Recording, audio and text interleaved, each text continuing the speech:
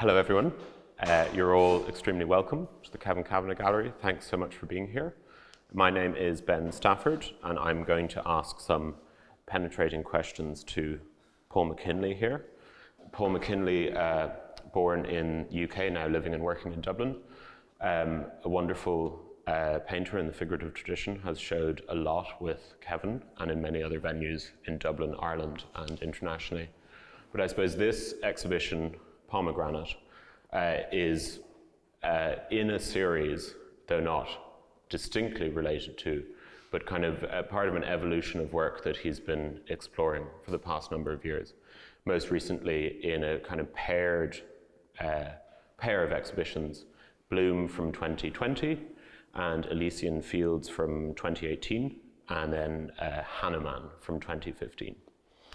And I suppose as a starting point, I wanted to ask you, Paul, bearing those exhibitions in mind and bearing this current collection in mind, I wanted to ask you about your working method.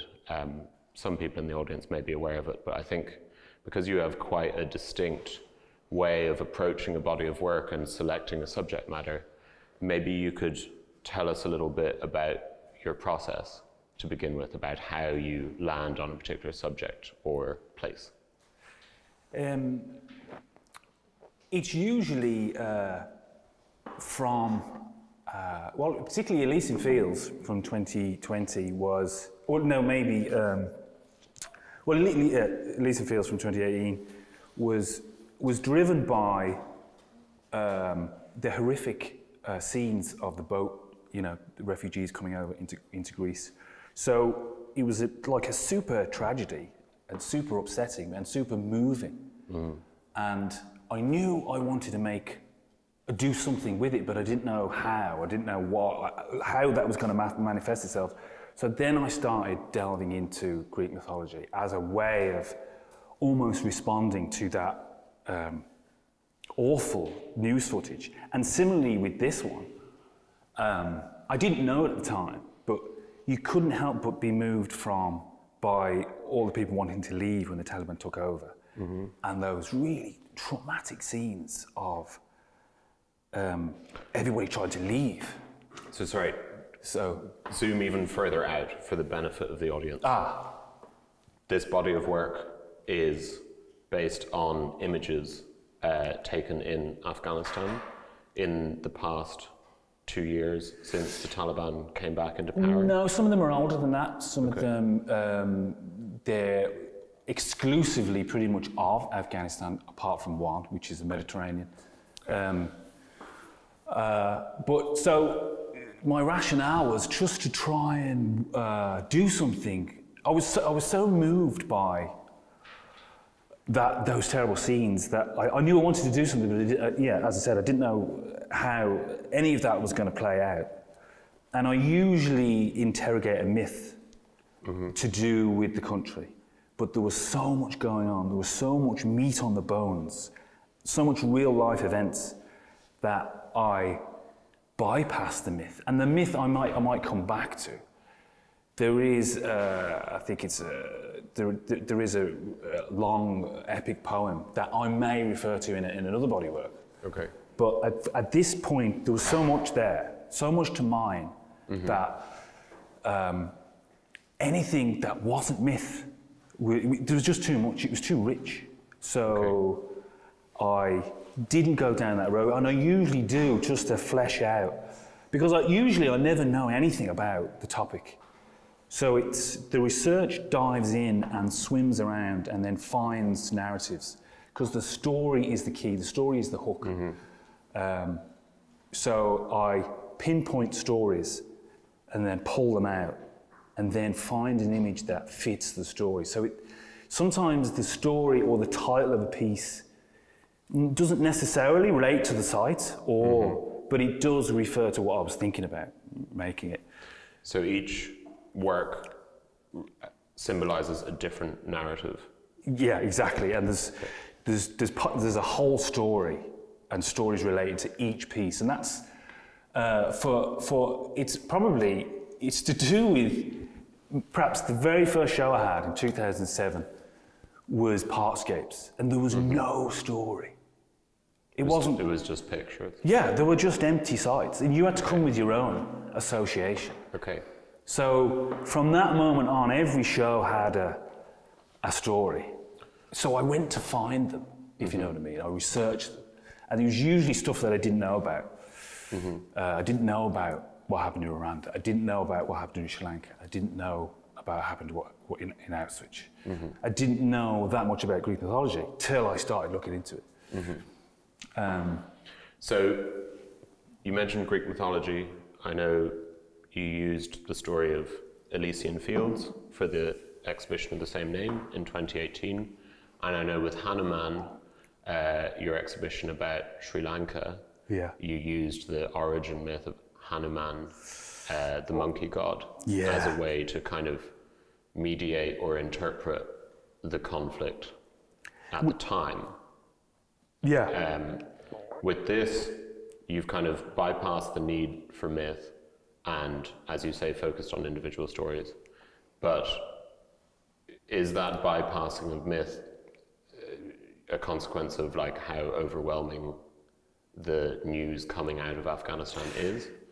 Or is it a desire to kind of focus on telling a particular narrative that you feel myth wouldn't? No, it's well, it's kind of a little bit of that. I miss the myth almost because I do like responding to a kind of fantastical element, and I do like what myths do and how they make you think about different stories and the devices they use and the fantastical elements. And I love responding to otherworldly sources. So I kind of miss it, but. Why did you choose not to do it this time? Well, as I said before, there was just too much going on. It was because it's a live news event. Sometimes I'd read something, an article about it, and then I go, God, I need to respond to that. And that's unusual. I've never worked in that way before. Usually, I find the stories, then I look for an image that may suggest the story or may refer to the story. So I do miss the myth, and I think perhaps the myth will come. It might come, at a later point. And I do like the otherworldly element. Well, I mean, maybe in the spirit of telling stories, I know you said there was a couple of works in the show that have kind of key stories associated with them that you're hoping will people will be able to draw out of the images. So maybe we can talk about a couple of them interspersed. The first one that you mentioned to me is called GBU -43-B, which is, I guess, an enigmatic title, but once you know the story behind it, it becomes apparent. Why? Could you point it out for the audience and then tell us a little bit about it? That piece in the corner there, that's what the title is that Benjamin was referring to.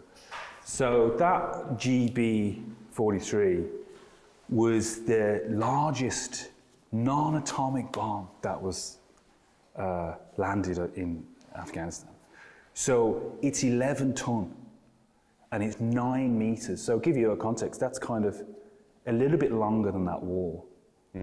So, and you can imagine, I live about 2 miles away. So from here, so if a bomb was landed here, my windows would have smashed. It was that big. And because the US, they hadn't landed this bomb at all up until this point, and they hadn't used it. But there was loads of burrows and tunnels in a particular site, and they just wanted to decimate it. So I thought, blimey, and that's not of the site, that was of a different site. But again, the title refers to the story, but the image is separate from that almost. But I just thought that was just mind-blowing for someone to be 2 miles away and it have an effect. Because I live 2 miles from me, or nearly that. So my windows are going and the bomb's going off in Dublin. And so is it important to you that people have this background context to understand, Easy. understand the work? That's a really good question, because the works have to focus, they have to function on their own merit, regardless of how much knowledge you have of what you're looking at, what the show's about. So I deliberately make them open-ended to a point, and then the title then will allow you to go somewhere else with it.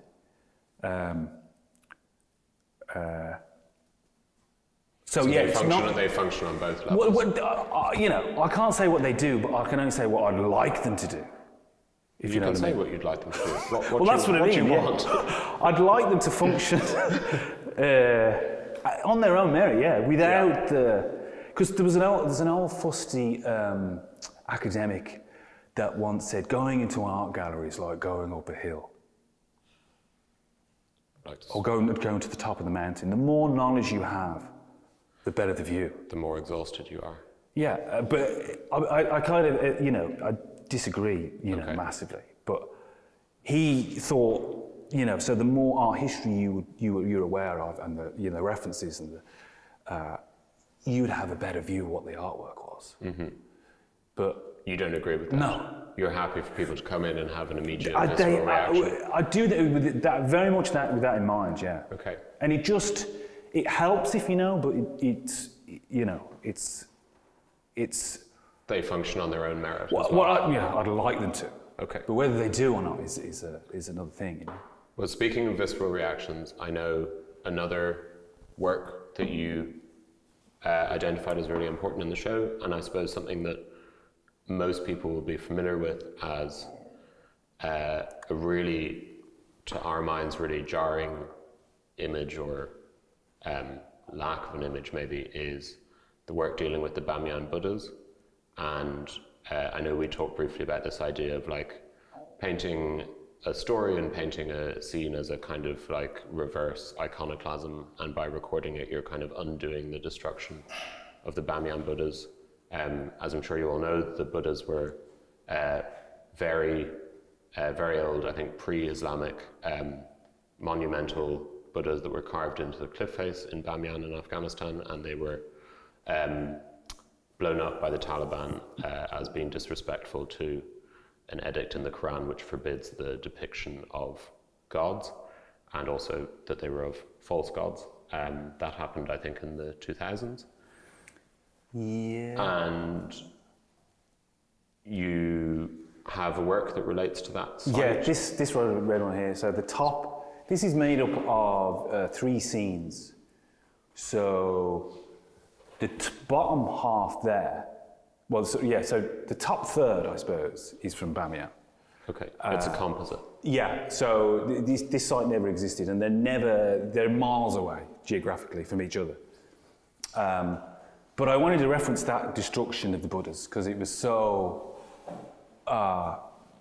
you know, whatever about, you know, destruction of people and bombing. But I just thought that it's a bit like burning books. I did a piece in my Sri Lankan show, Hanuman, and it was a pile of books burning. But it was just the idea of culture being decimated as well as life being decimated.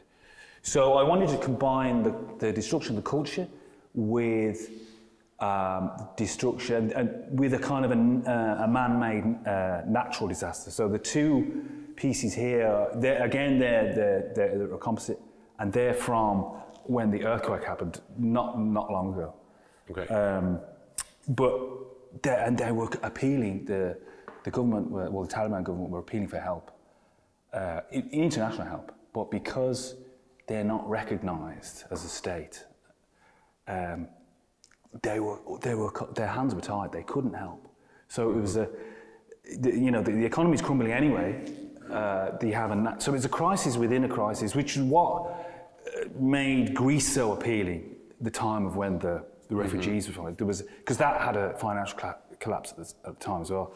So I'm drawn to tragedy and collapse and disheartening events, but I always try to do something that is removed from the trauma. So it starts with trauma and starts with heartbreak, But what I do with it then is try to make something that is maybe, could be hopeful or could be seen as hopeful. So it's never kind of swimming and, you know, drowning in misery.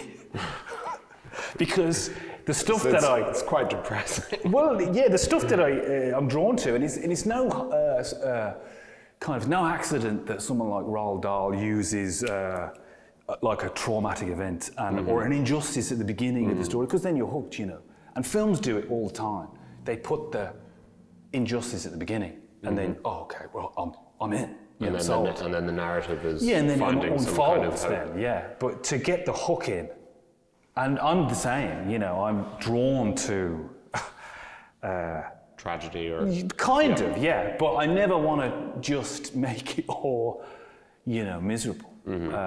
So it was the crisis within a crisis, and it was also the robbing of the culture and the attitude towards the culture and the attitude towards everything else, and the helplessness of the scenes where, you know, houses, and they're all, I've never been to Afghanistan, and this is one of those shows where I've made work about a place that I've never been. And there's only been 2 shows that I've done that I have direct experience of. Under the Bluebells, it was shown in the lab. Oh, and the Farewell Chestnut Avenue in the RHA, and then Elysian Fields. So it's only 3 out of a possible kind of 10. And like, I suppose the inherent difficulties in traveling to a conflict zone aside, is that important for you to retain a kind of distance? It used to be, and I used to love the whole vicarious accounts and using other people's responses as a vehicle or as a jumping off point for me. And interpreting those and making them my own because I cared about them. But in terms of course it would have made the flavour of this show extremely difficult, extremely different if I'd gone there. Because going anywhere is gonna colour and having the taste and the feel of a place. Of course it's gonna have an effect on the work, and the work will be different. And it was different for Elysian Fields, but in terms of that show and this one, even though I'd been there, there was only 4 or 5 images that I took. Okay. But the difference was I was there. Right. And I felt something, you know? And I tried to portray that with a real kind of sense of, you know, something haptic that you could touch almost. Okay. You may have never seen it, but I had a big, huge wallpaper piece there of a cliff. From Bloom. Yeah, I started from Bloom. Yeah. Yeah. And but it was almost like life size. Okay. So that was the kind of my way of bringing what I'd experienced, you know, to the gallery. But it's not super important for me to go, I don't think. It's interesting that you say that, and the reason I ask, I suppose, is related to this like stated intention of yours to kind of give people a sense of hope, because in looking at these, I don't know if he's a reference point for you at all, but the Belgian artist Francis Elise in I think the mid-2010s or the late 2010s went as an official war artist to be embedded with US troops in Afghanistan.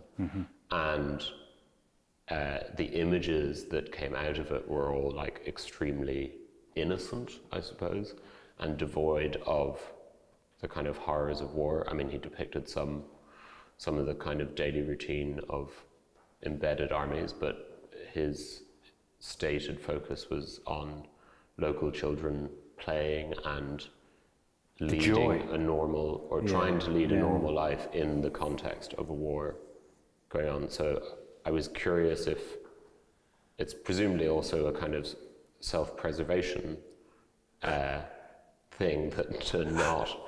Well, unless I was going with the military, but it's funny, most of the images that I use for these paintings have all come from a military archive. Okay. So they were mostly all taken by army soldiers. Like, for instance, Gar Mounting there, there's 2 soldiers, and they're quite big, you know, trying to negotiate these really spiky, that spiky mountain. So I just removed them. And there's, where's the one with the, that one, yeah. That was an IED explosion. And there's a soldier, really quite tall, standing next to it. So I removed that. So I went through, just to get, because I couldn't go, I needed to pick images that were really super authentic. And so I went through loads of photographs that the military took, and they're not photographers.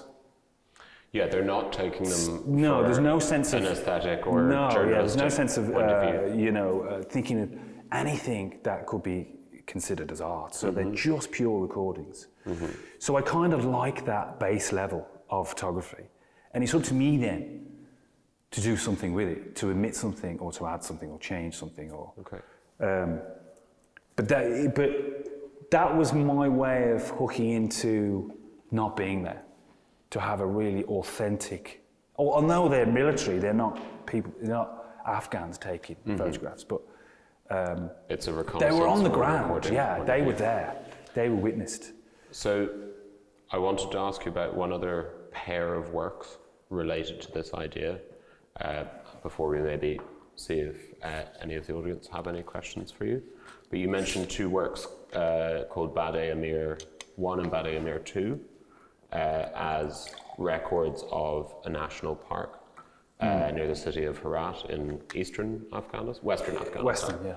And how it's a distinctly different landscape, but that it also is subject to exploitation by various forces. Do you want to tell us a little bit about those works? Well, yeah, I wanted to.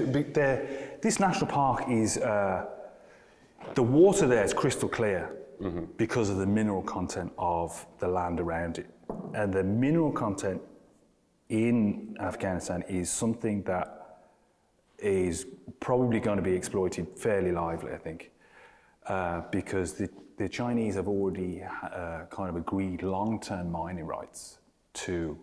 With the Taliban? Long-term mining rights to mine whatever they have. So it's kind of an unknown quantity till they start digging. But it's thought that there are vast quantities of untapped minerals. And this is particularly evident in these sites, the fact that the water is super clear. And it's interesting. I wanted to refer to that, but I also wanted to refer to there are giant multicoloured swan pedalos on the lake, but which I didn't paint. You didn't put one in? No. You can't because paint there's shots, there's photographs, really funny photographs of the Taliban in these giant multicoloured swans. And I also wanted to refer to Herat because it's a university town. So it has a different flavour, and it was on the Silk Road, which I haven't tapped, and John references it in the text.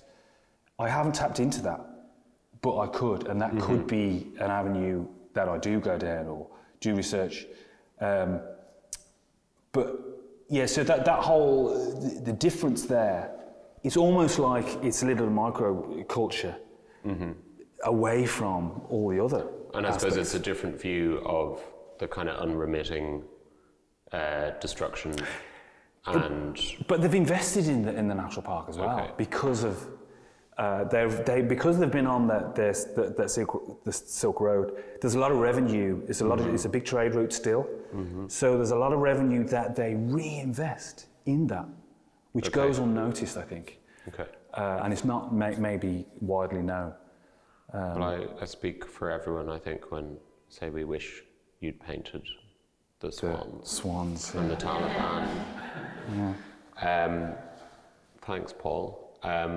Does anyone have any questions for Paul about his practice in general or any of the works in the exhibition? Paul, yes. The work seems to be smaller than the previous exhibition. Is there any particular reason? Yeah, there was, yeah. Well, I was... I was talking to the wife, and she asked you to make something that would sell. no, I said, well, you know, I'm thinking, you know, this is before I made any of this, and I said, well, you know, what should I, you know, I didn't say what did I do, but she just said, well, the last piece of work you made was the candles, which was the exact same size as these. Oh, you own that, do you? Oh, wow. And she said, that's the smallest one you've done and probably the best.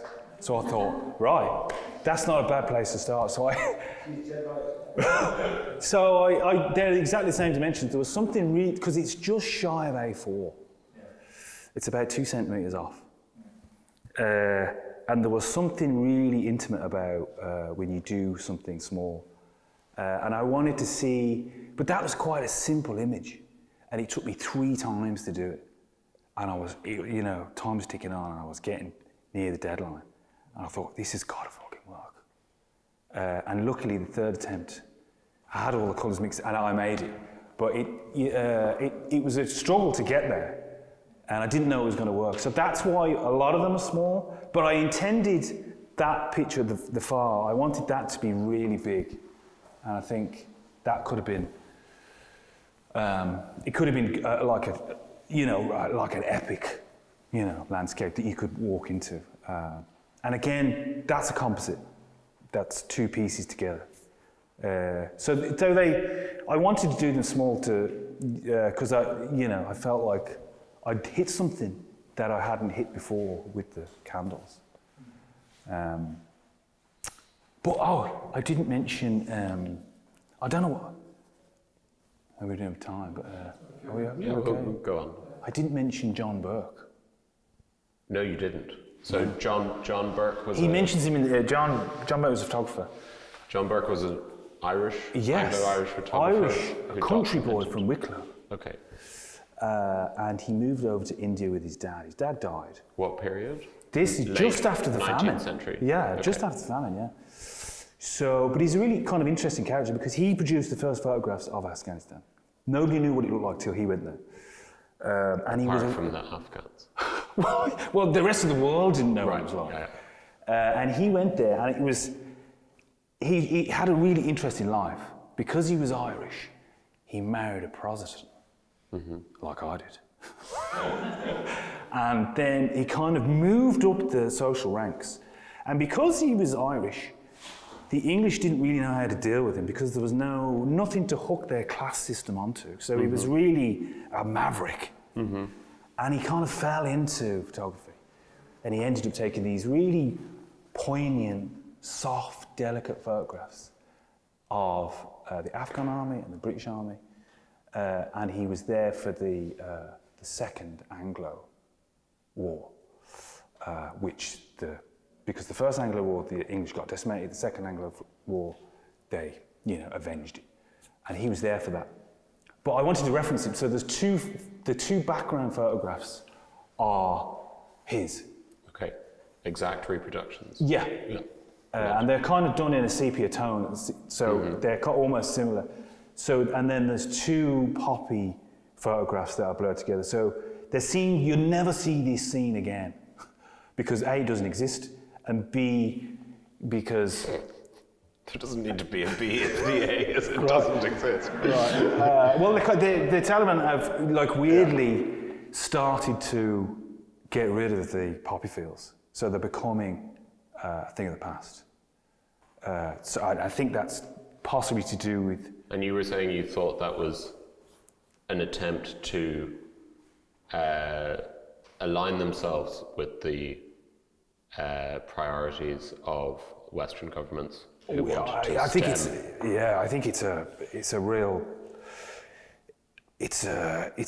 looks so obvious that maybe because 80% of their funding is from outside, so it's a renty estate. So and because the Taliban took over, that's been removed.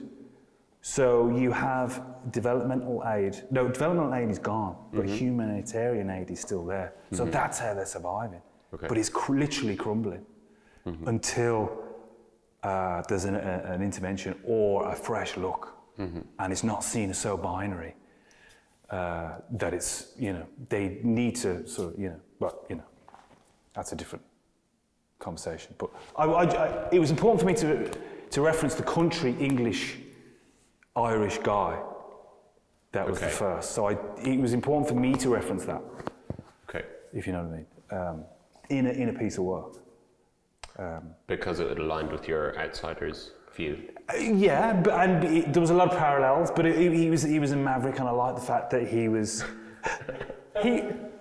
Like yourself. Well, I don't know, but he was outside of the English system, you see, and they can't handle somebody who... the class systems don't work for the Irish people. It was a non-colonial viewpoint, potentially, of a place that was subject well, he had to different eyes, colonisation. yeah, and you can tell by the photographs that he took that he had a rapport with people. Okay. I think, because there was a really good show of John Burke's photographs and Simon Norfolk, and it was shown in the Crawford a few years ago. And he didn't necessarily go back to the same places that John Burke went, but there was a sort of crossover. Okay. And he restaged some of the photographs. But I think he had a real affinity with people in general, I think, and that's how he could take a good photograph. But it was important for me to reference it. Okay. And tie back into this larger history of image making. Yeah, exactly. Okay. Yeah. Thank you. Anyone else? Shane, I beg that question. No. Anyone? That's it? Oh. Okay. That was... Thank you very much. Thank you.